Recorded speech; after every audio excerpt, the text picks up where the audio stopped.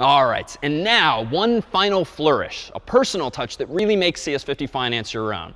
Now, in addition to changing the aesthetics of the site, which you are welcome to do, which is particularly easy because of our use of Bootstrap. Indeed, per the specification, we point you at some alternative themes or templates that you can use, simply changing the Bootstrap URL to some other that will completely change the colors and aesthetics of your site in one fell swoop.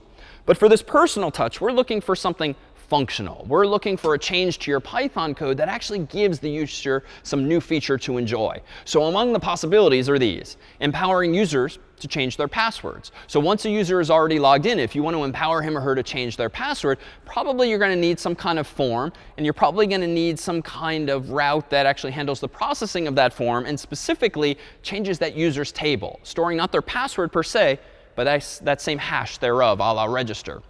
You can empower users to add additional cash to this account. Now, in the real world, you would actually have to deposit physical money into a bank or send someone a check or some other mechanism. Here, it suffices just to type how much more money you want to add to your account and implement it as such, again, modifying most likely the user's table. But again, error checking as always, so that if you type in alphabetical characters or negative characters or anything else that isn't an actual dollar amount, odds are you're going to want to apologize to the user.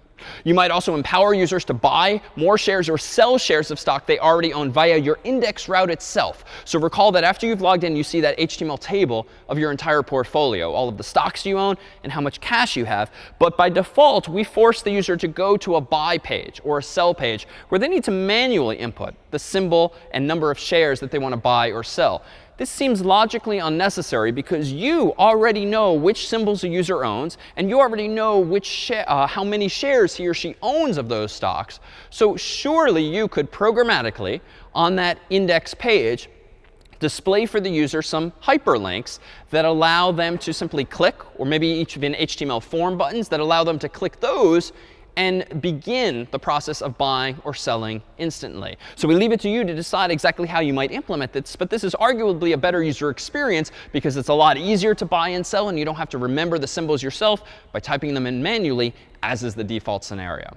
And then lastly, empower users with some other feature of comparable scope. Deliberately generally written, you're welcome to consult your TF or the course's heads as to what's reasonable scope. But in general, this should take a number of lines of code that actually give your website some newfound capability, some new feature that's compelling, that's very much in the spirit of these others.